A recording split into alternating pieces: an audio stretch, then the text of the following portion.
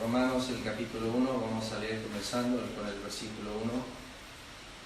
Pablo, siervo de Jesucristo, llamado a ser apóstol, apartado para el Evangelio de Dios, que Él había prometido antes por sus profetas en las Santas Escrituras, acerca de su Hijo, nuestro Señor Jesucristo, que era del linaje de David según la carne, que fue declarado Hijo de Dios con poder según el Espíritu de santidad, por la resurrección entre los muertos, por quien recibimos la gracia y el apostolado para la obediencia a la fe en todas las naciones por amor de su nombre, entre las cuales estáis también vosotros, llamados a ser de Jesucristo, a todos los que estáis en Roma, amados de Dios, llamados a ser santos, gracia y paz a vosotros de Dios nuestro Padre y del Señor Jesucristo. Y antes de meditar las Escrituras, vamos a orar.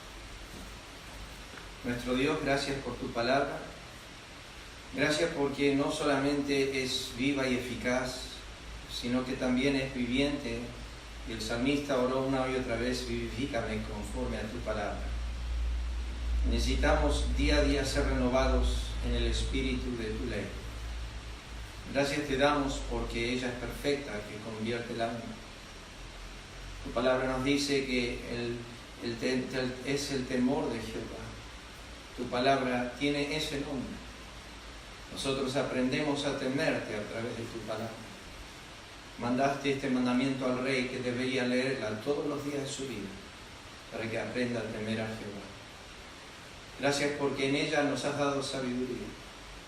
Sabiduría que las naciones nos miran y nos admiran, de que tengamos estatutos y preceptos tan sabios como estos.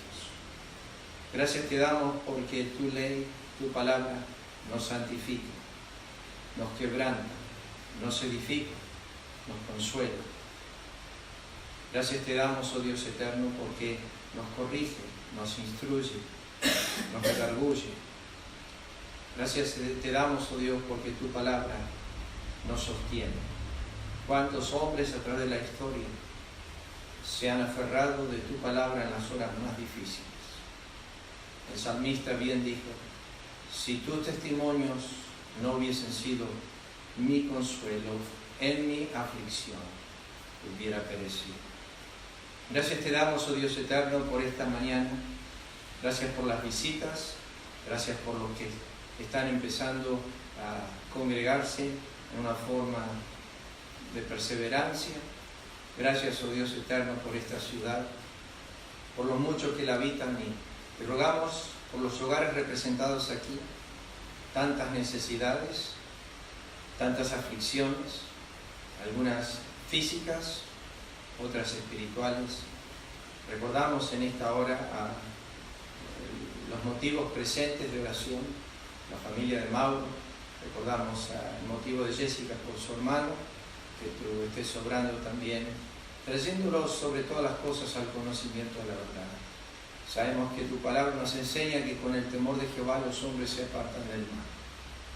Gracias también por cada uno que ha podido venir, y gracias por la visita del hermano de Miguel. Gracias, oh Dios, por tu palabra. Guía a tu siervo a poder hablar y a nosotros a poder oír, y bendice tu palabra esta mañana y guía nuestros pensamientos. Te agradecemos y pedimos tu bendición en el nombre de Cristo. Bueno, déjenme repasar un poco el versículo 3, que empezamos a mirar el tema de la necesidad de que Cristo venga según la carne. Fíjense el versículo 3, volvemos a leerlo. El Evangelio se concentra en esas 4 palabras. El mensaje que Dios tiene es acerca de su Hijo. Le rebosa a Dios hablar acerca de Él. Y todo lo que Dios tiene para con nosotros es en Él. O sea que todo lo que Dios nos provee es en su Hijo.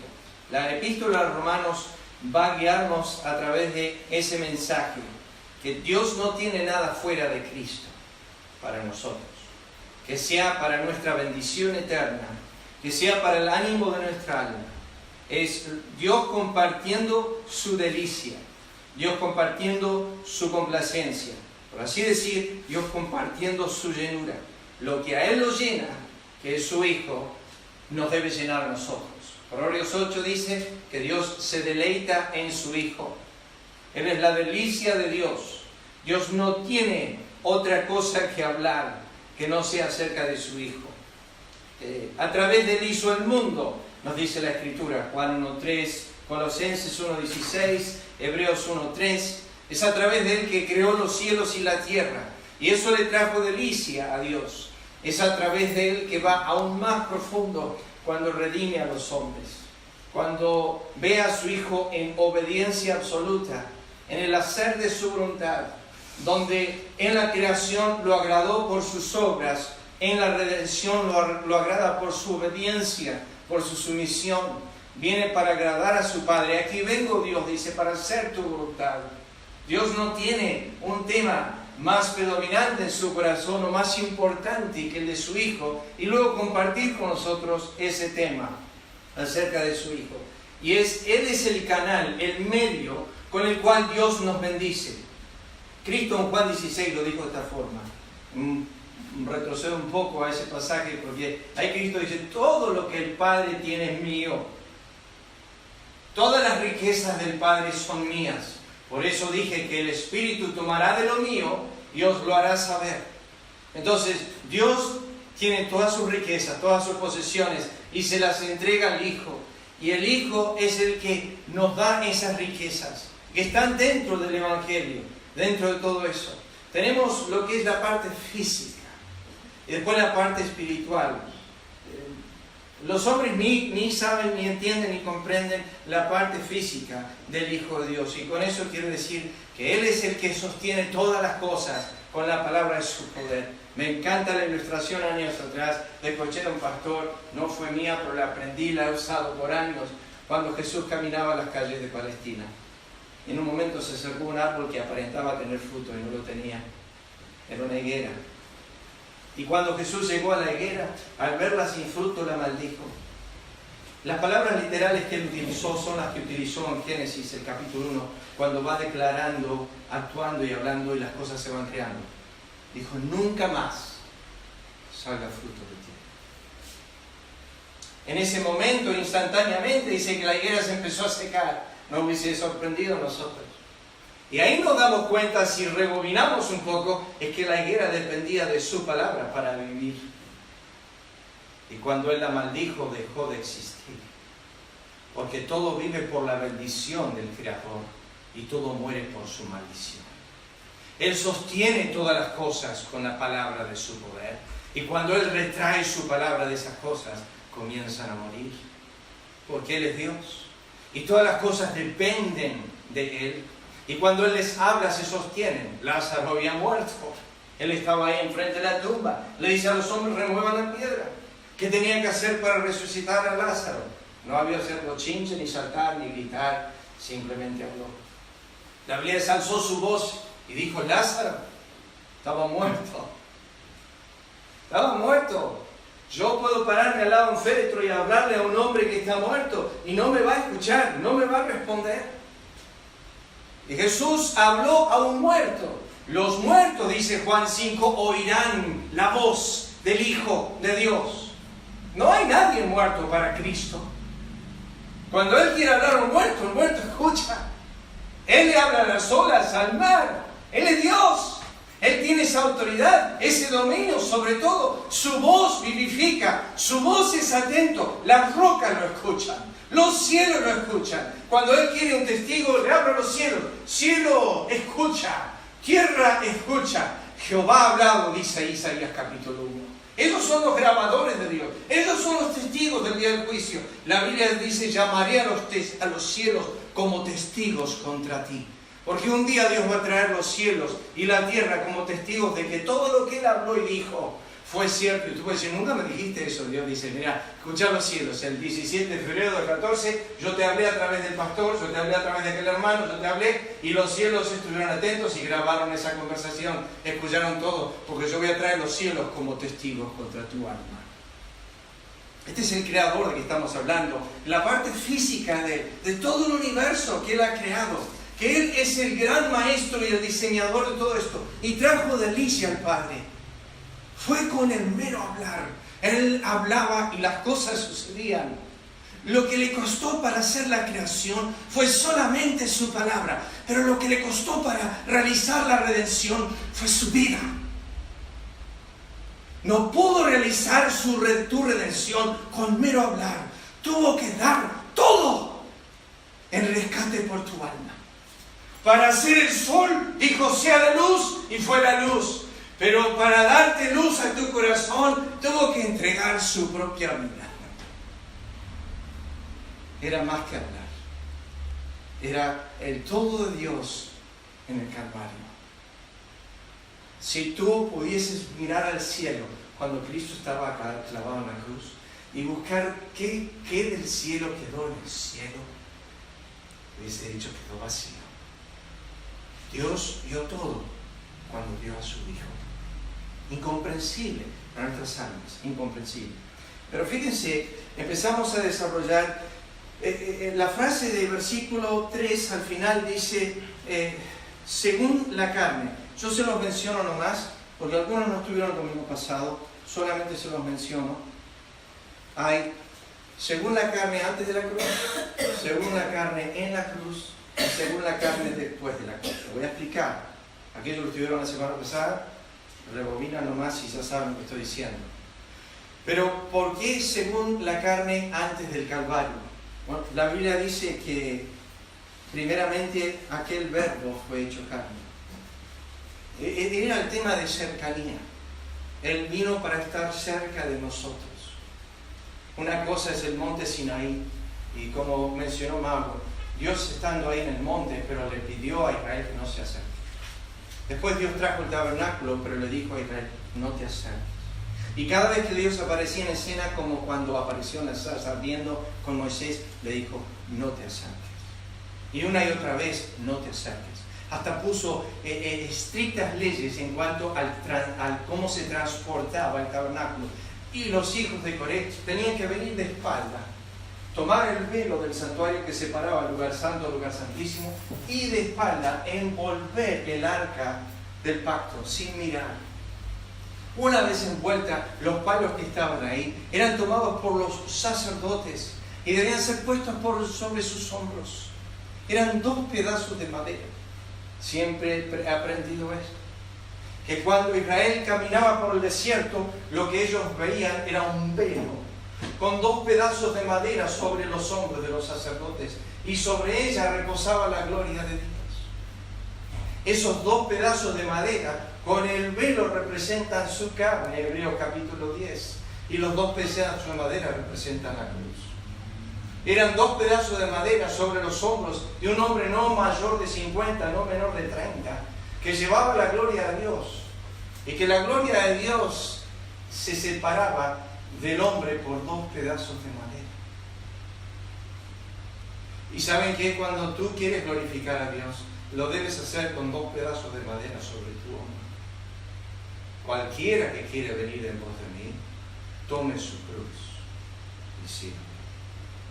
La cruz es inseparable de la vida creyente. No podemos glorificar a Dios fuera de una vida crucificada. 2 pedazos de madera sobre los hombros. Eso es un mensaje del Antiguo Testamento. La Biblia dice que Él se hizo pobre.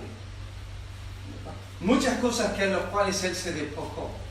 Se despojó de los derechos. Algunos enseñan eso cuando la Biblia dice se vació a sí mismo.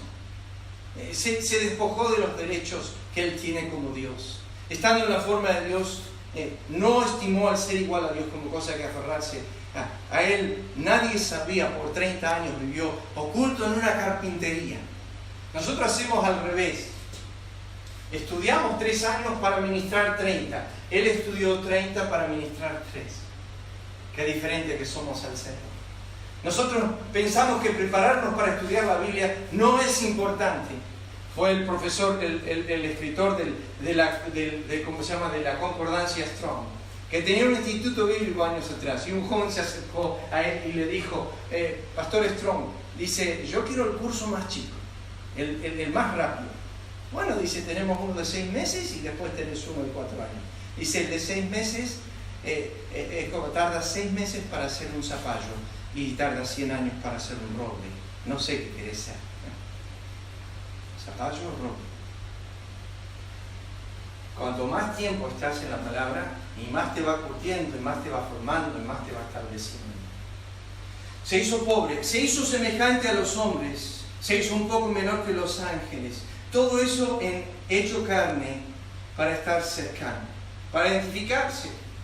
Oh, yo sé que el Señor entiende de lejos nuestros pensamientos, pero cuando Él estaba en la carne, entendió lo que significa estar cansado. ¿Me dejan leerle algo rápidamente? Simplemente escúchenlo.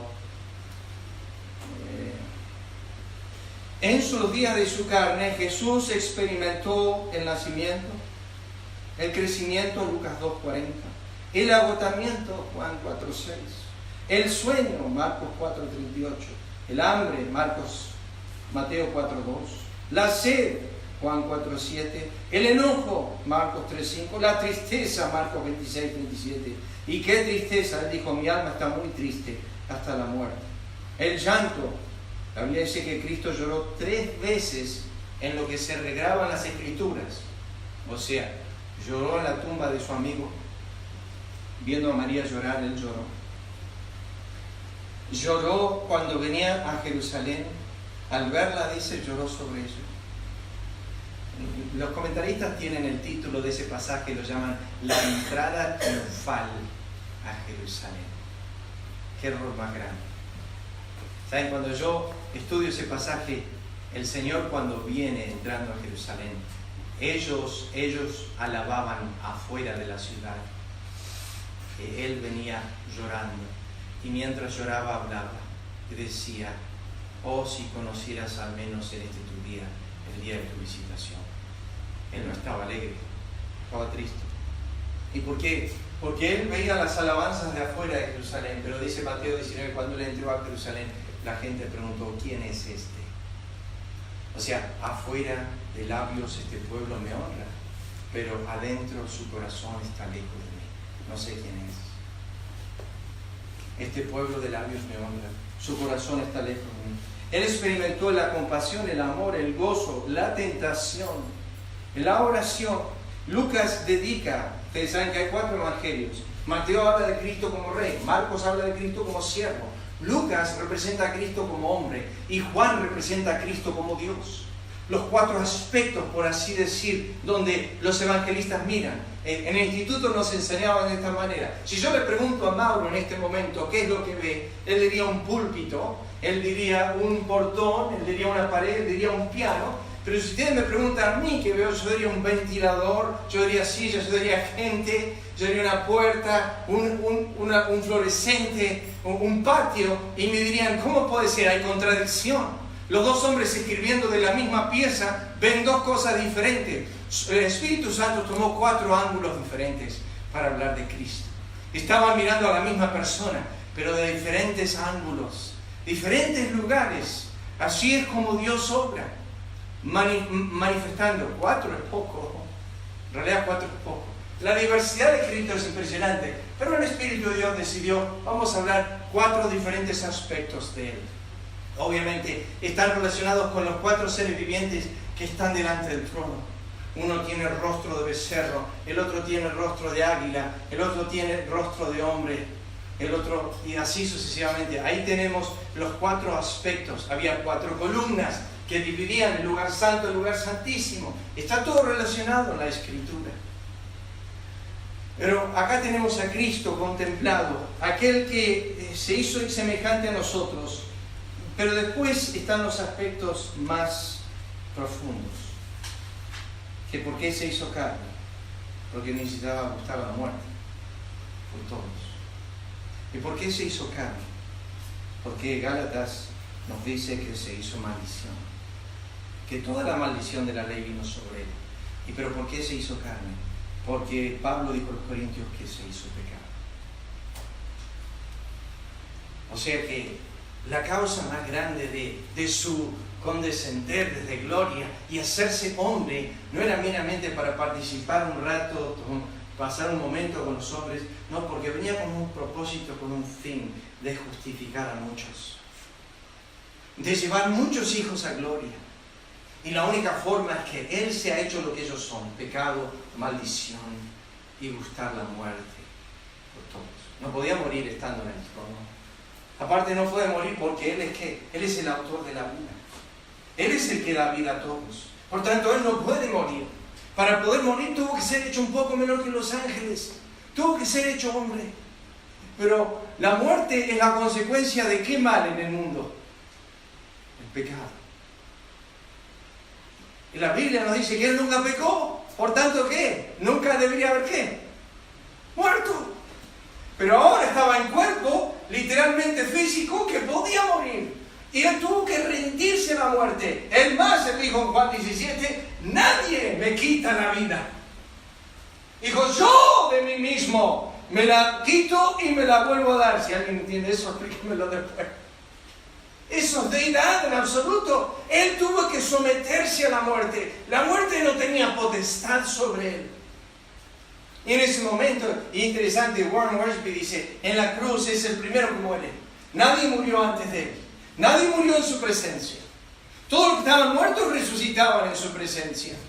Cuando llegó la muerte de Lázaro, lo resucitó. Cuando llegó a la casa de Jairo, la hija de Jairo fue resucitada. Cuando venía una procesión de un féretro de la viuda de Naín, Cristo dice que resucitó a su hijo. Nadie en su presencia se mantenía muerto. Pero cuando estaba colgando en la cruz, los soldados se sorprendieron cuando llegaron a Él, que ya estaba muerto. La historia romana nos dice que a veces los hombres que colgaban en el Calvario estaban hasta 3 días ahí. Era una muerte lenta y de mucha tortura. Pero cuando llegaban a ellos le iban a romper los huesos. Le rompían estos huesos de acá adelante. Porque se apoyaban para poder respirar. Por eso las expresiones de la cruz de Cristo son cortas, son frases cortas. Porque para poder hablar tenía que empujar sus pies a los clavos, levantar su cuerpo para poder respirar, para poder expresar algo, alguna palabra. Entonces cada vez que Él habló, le dolió en el alma, le dolió en el cuerpo. Él, para poder decir, Padre, perdónalos, tuvo que infligir dolor sobre su cuerpo. Cada expresión que Él habló, y las palabras son 7, son cortas. Pero cuando llegaron a Él para quebrarle los huesos, ya estaba muerto. La Biblia dice, no quebrarán huesos suyos, dice la profecía bíblica. Él ya estaba muerto. Y había 2 ladrones al lado de Él. Y a ellos le quebraron los huesos para que mueran. Se iban a morir sin oxígeno. Iban a batallar hasta lo último. Y finalmente, la Biblia dice que fue hecho superior a los ángeles, fue hecho mejor que ellos, fue hecho su sumo sacerdote para siempre, fue hecho más sublime, fue hecho perfecto. Déjenme decirles ligeramente, ¿por qué motivo? ¿Por qué motivo? ¿Cuáles son las causas que la Biblia nos enseña acerca? Fíjense, el versículo 3 de Romanos, el capítulo 1. Dice, según la carne. Déjenme decirles cuáles son algunos de los motivos que la Biblia da. Vamos a Romanos capítulo 15. Romanos el capítulo 15. ¿Por qué Él se introduce al mundo? Aquí en Romanos 15, para mí es muy extenso esto, pero se lo voy a mencionar nomás. De esto hay mucho en la Escritura, pero quiero mencionarle algunos. ¿Por qué su encarnación? ¿Por qué se introduce al mundo? Pablo cita algunos, otros autores del Nuevo Testamento citan algunos. Y lo que quiero que entiendan es que no hay un solo propósito. Es un multiforme propósito, como la redención tiene muchos propósitos. Tú dices, bueno, Cristo murió para salvarme a mí.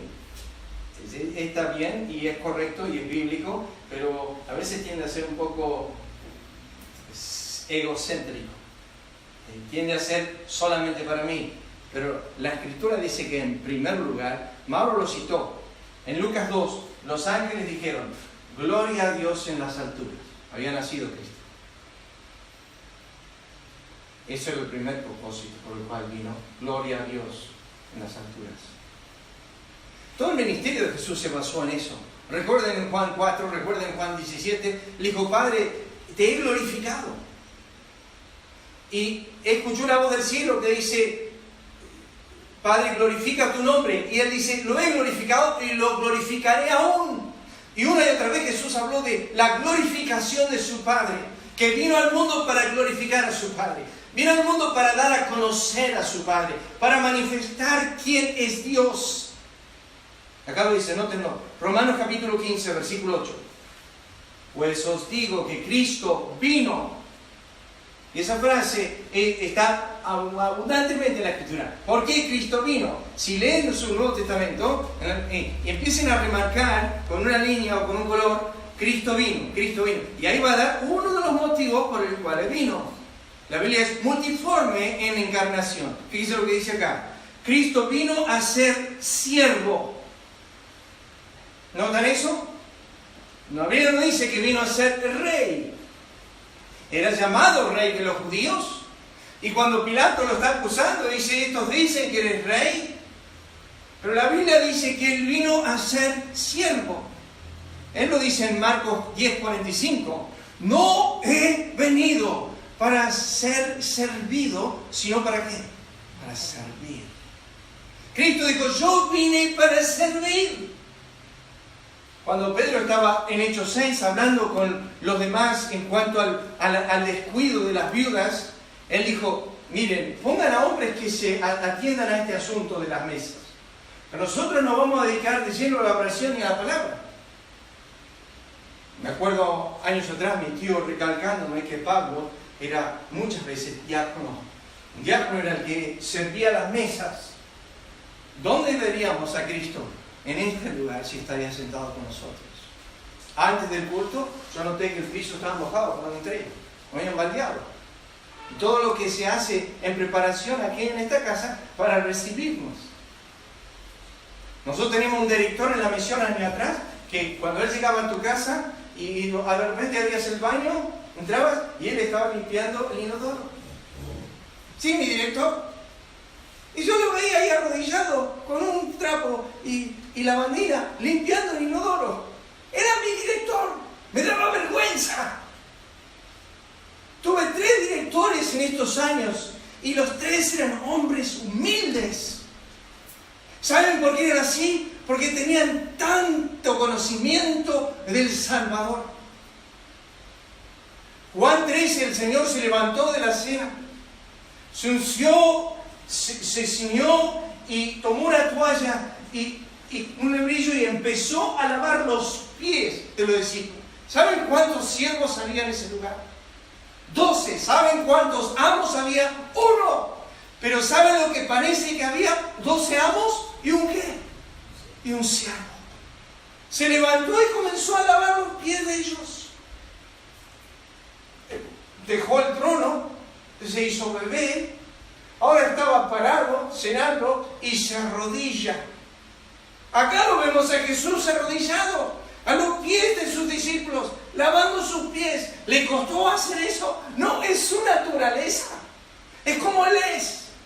Él ha sido el siervo de Jehová siempre. Su espíritu es en servir. Yo no he venido para ser servido, sino para servir. El mayor de vosotros, dijo Cristo, ¿quién es? No el que se sienta a la mesa, sino el que sirve. Por eso digo, nuestras esposas son mayores que nosotros. Nuestras mujeres van a tener mayor recompensa en gloria un día. ¿Por qué? Porque trabajan en una situación cotidiana, monótona. Lavan la ropa, lavan los platos, cuidan a los chicos. El marido viene de trabajar todo cansado, levanta los pies, no hace nada. La mujer tiene todo preparado para él. Y él y ella sigue sirviendo en esa monotonía. Y muchas veces, lamentablemente, no tiene ningún gracias, ni qué bien que lo estás haciendo, nada de eso. Y recibirá su alabanza un día de Dios. Y hablo de mujeres de piedad, mujeres que conocen al Señor, recibirán su alabanza de Dios un día. ¿Saben que las recompensas más grandes de su resurrección fueron las mujeres? Siempre pienso cuando estaba muriendo en la cruz. Estaba ahí en el momento, había 3 Marías en la cruz. Estaba la Madre de Jesús, pues estaba María Magdalena y la otra María. Y las 3 estaban ahí. Jesús estaba ensangrentado, desfigurado y con dolor. Y uno piensa, ¿qué va a estar pensando? Y le cruzó la mente que él era el hijo mayor, el primogénito. Su mamá no tiene casa, él no tiene dónde proveer. Entonces miró al apóstol Juan que estaba ahí y le dijo, he aquí tu madre. Y miró a María y dije, he aquí tu hijo. Y desde entonces Juan la recibió en su casa. ¿Por qué hizo eso el Señor? Porque era el primogénito. Estaba preocupado por su mamá. No tenía dónde vivir. Y quería atender a ese asunto. Tenía que atender. Quedan algunos temas resueltos antes de morir. Hay que aclarar este asunto.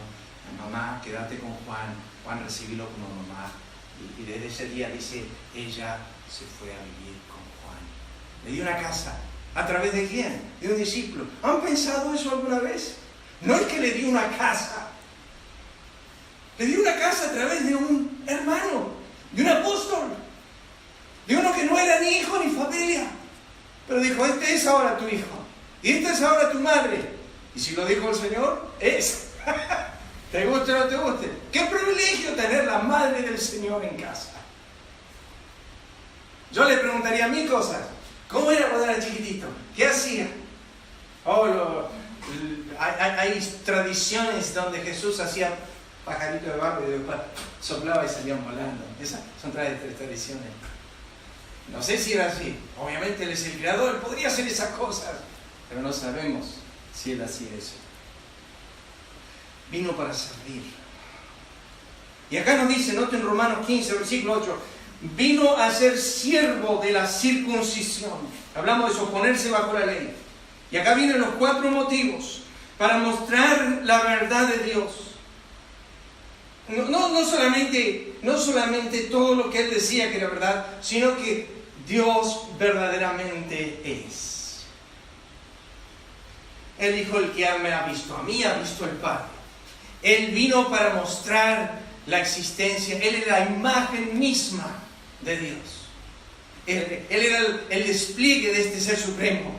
A Dios nadie le vio jamás. El unigénito Hijo que está en el cielo, Él le ha dado a conocer. La palabra dar a conocer es la palabra exégesis. Significa letra por letra, palabra por palabra, pensamiento por pensamiento. El que me ha visto a mí, ha visto al Padre. Lo que yo hago, lo que yo digo, es todo mi Padre, no soy yo, dijo. Era el exégesis. Vino para mostrar la verdad de Dios. Fíjense lo que dice el versículo 8. Para confirmar las promesas hechas a los padres. Él era el cumplimiento de todo lo que se había hablado.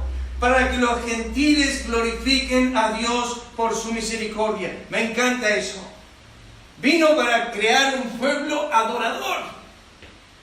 Para buscar un pueblo que adore a su Padre.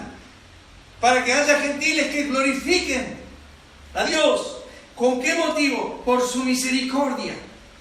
Había descendido. Se lo llamaba siempre bajo ese nombre. Hijo de David. Ten misericordia de mí. David fue conocido en el Antiguo Testamento como un rey misericordioso. Este era del linaje de David y por ende iba a ser así, misericordioso. La Biblia no dice bienaventurados los que condenan. La Biblia nunca dice bienaventurados los ojos críticos. La Biblia dice el ojo misericordioso será bendito. Bienaventurado, dice la bienaventuranza, los misericordiosos. Misericordia es ver la miseria de otro y compadecerse. Gracia es darme a mí lo que no merezco. Misericordia, alguien dijo, Wordsworth dijo, es no darme a mí lo que sí merezco. Y Dios todos los días tiene misericordia de mí. No me da lo que merezco para darme gracia, para darme lo que no merezco. Yo merezco todos los días su enojo, yo merezco todos los días su ira, yo merezco todos los días ser aplastado. En realidad yo merezco morir todos los días. Y no muero porque es misericordioso, pero no solo retiene su ira y me da misericordia, sino que su gracia hace que me dé todo aquello que yo no merezco. Entonces vivo bajo su gracia y misericordia todo el tiempo. Él vino para servir. Él vino para mostrar la verdad de Dios. Él vino para confirmar, para hacer el cumplimiento de toda promesa hecha por el Padre. Y Él vino para que los gentiles glorifiquen a Dios. Vamos a 1 Timoteo capítulo 1, versículo 15. Este testimonio es precioso de Pablo a Timoteo. Yo me imagino a Timoteo recibiendo esta carta, escuchando el hombre transparente que fue Pablo. Odio a los pastores que no tienen su puerta abierta. Déjame decirles lo que quiero decir con eso. 1 Timoteo 1. Odio a los pastores que no son transparentes. Y cuando digo esto, ¿qué quiero decir? No significa que yo le tengo que ir y contar a Mauro todo lo que yo pienso y digo. Pero que si Mauro un día viene a mí, como ayer el mensaje de WhatsApp, un hermano me dijo, me siento con tan poco entendimiento. Enseguida yo le respondí, bienvenido al club. Bienvenido al club. Ahí estoy yo. Yo también estoy ahí. Tengo tan poco entendimiento. Estoy preparando el mensaje para esta noche, para Ezeiza. Voy a estar describiendo el incomparable Dios en contraste con yo que no soy nada. Isaías capítulo 40, comenzando con el versículo 12. Cuando hace toda la descripción de todo el universo, de todos los océanos y de toda la tierra, y que todo eso está en su mano. Que Él puede medir el universo con la expansión de sus dedos, esto es del dedo gordo hasta el meñique. Haciendo esto, Dios mide todo el universo. Haciendo esto, el hueco de su mano puede poner todos los océanos aquí adentro. Y haciendo esto, levantando la balanza, puede pesar los collados. El pastor MacArthur dice que eso se llama la ciencia, no me acuerdo cómo se traduce en castellano, pero lo estuve leyendo en inglés.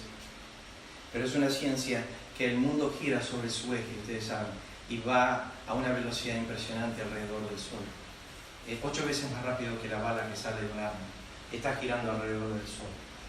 El mundo está balanceado perfectamente en su peso. Montañas de este lado, de aquel lado, tienen el balance perfecto. La Biblia dice, Él pesó el mundo en balanzas. No meramente sabe cuánta tierra hay, sino sabe cuánto de cada lado Él puso en balanzas. Él pesa todo eso. Él es tremendamente maravilloso. Dicen que la inclinación del eje, si estaría un grado menos, un grado más, no hubiera vida en el mundo.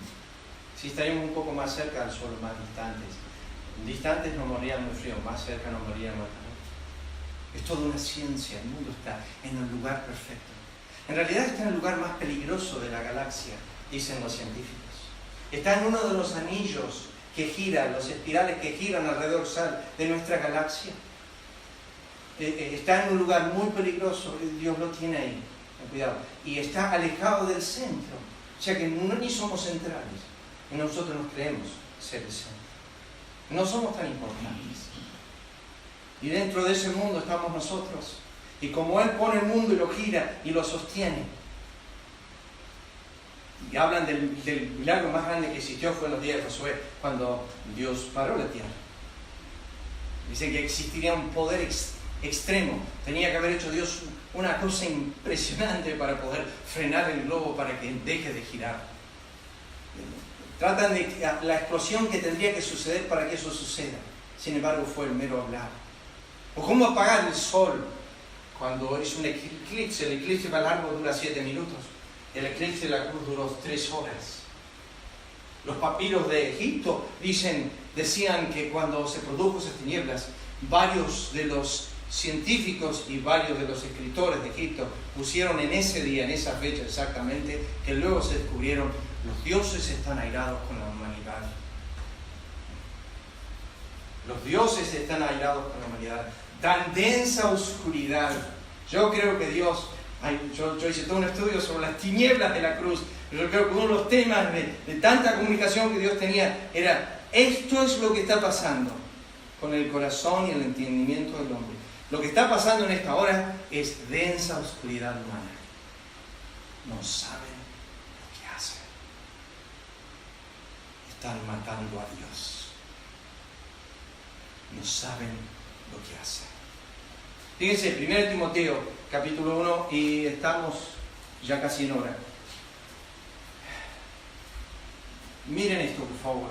Versículo 12. Doy gracias al que me fortaleció. 1 Timoteo 1, 12. A Cristo Jesús nuestro Señor, porque me tuvo por fiel poniéndome en el ministerio, habiendo yo sido antes blasfemo, perseguidor, injuriador. Hoy en nuestros movimientos evangélicos ni a palo hacemos algo así. Si yo sé que vos sos homicida, si yo sé que vos fuiste violador, si yo sé que vos mataste gente, yo ni te voy a llamar al ministerio. Yo ni te voy a considerar para el púlpito. Yo ni te voy a considerar para el pastorado. Si yo tengo pleno conocimiento de tu vida pasada, como Cristo tuvo la de Pablo, yo no te pondría en ningún ministerio. Tendría dudas. Si vos eras un violador, yo no te pondría a cuidar chicos. O quien sea. No lo haría. Pablo era un homicida. Era un blasfemo. Era un perseguidor. Era un burlador. ¿Y qué hace Cristo? Me tuvo por fiel poniéndome. Y él explica por qué. Fíjense lo que dice el versículo 13. Fui recibido a misericordia, porque lo hice en ignorancia, por ignorancia, en incredulidad. Eso va a los pecados del Antiguo Testamento. No tengo tiempo para desarrollar eso. Tema precioso, los pecados voluntarios y los pecados involuntarios. Los que yo sabía que estaba haciendo y los que no sabía que estaba cometiendo. Cuando a Pablo le pegaron un cachetazo por haber hablado mal al sumo sacerdote, le pegó un cachetazo y le dijo, ¿por qué me golpeas? Porque has hablado mal al sumo sacerdote. Y él dijo, perdón, yo no sabía que él era un sumo sacerdote. Lo hizo en ignorancia. Y acá tenemos a Pablo en ignorancia. Sí, ignorancia en cuanto a la voluntad de Dios. Pero dice lo que dice el versículo 14. Pero la gracia de nuestro Señor fue más abundante con la fe y el amor que en Cristo Jesús. Palabra fiel y digna de ser recibida por todos. Que Cristo Jesús vino al mundo a salvar a los pecadores. ¿Estás en esa categoría? No creo. Todos estamos ahí. Todos somos pecadores. ¿Por qué vino Cristo al mundo? Para salvar a los pecadores, dice Pablo, de los cuales yo soy el primero. Me encanta la humildad de este hombre, pero no era humildad, era la realidad para él. Si te preguntas esta mañana quién es el peor pecador, Pablo dice, yo soy. Si él estaría sentado en esta pieza, esta mañana, en este garaje, y estaría sentado acá con nosotros, y le preguntaríamos, ¿quién es el hombre más pecador de la iglesia? Pablo diría, soy yo. ¿Y quién es el más indigno de ser llamado apóstol? 1 Corintios 15, yo soy. ¿Y quién es el más pequeño de todos los santos? Efesios 3:8, yo soy. Yo soy el más pequeño de los santos, el principal de los pecadores y el más indigno de los apóstoles.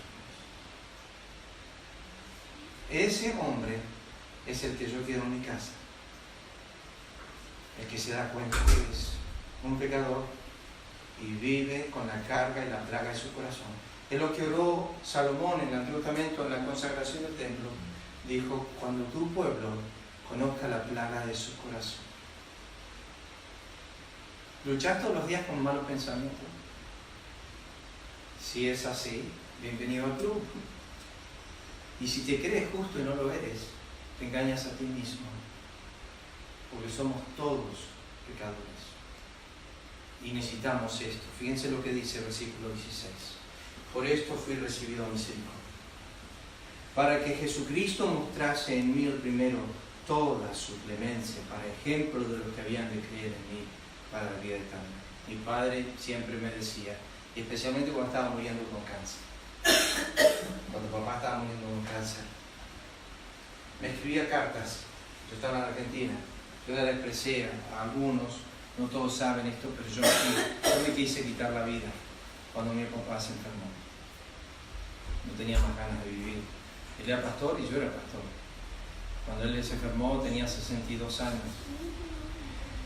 Y me turbé mucho, yo me quería morir. Dios utilizó a mi papá para guardarme de esa locura, ¿no? Pero él me decía siempre al final de su vida, si Dios pudo redimir a un pecador como yo, y pudo usar a alguien como yo, puede usar a cualquiera.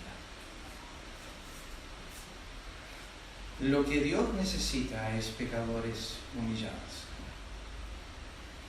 que conozcan la plaga de su corazón, que sepan que Cristo vino al mundo a salvar a pecadores. Y como Pablo era el principal de ellos, Cristo mostró en él toda su clemencia, para ejemplo de los que en esta mañana están acá, que si Él puede usar a un apóstol Pablo, que fue un blasfemo, un perseguidor y un inspirador, puede usar Juan en tu vida. Puede mostrar toda su clemencia para contigo. No hay nadie que está fuera del alcance de la misericordia de Dios. Nada. Bueno, déjenme terminar con esto. Vayan a Romanos 1, versículo 5 para terminar. Déjenme decirles esto. Se lo introduzco nomás. No vamos a poder desarrollar. Versículo 5 dice, y por quien recibimos.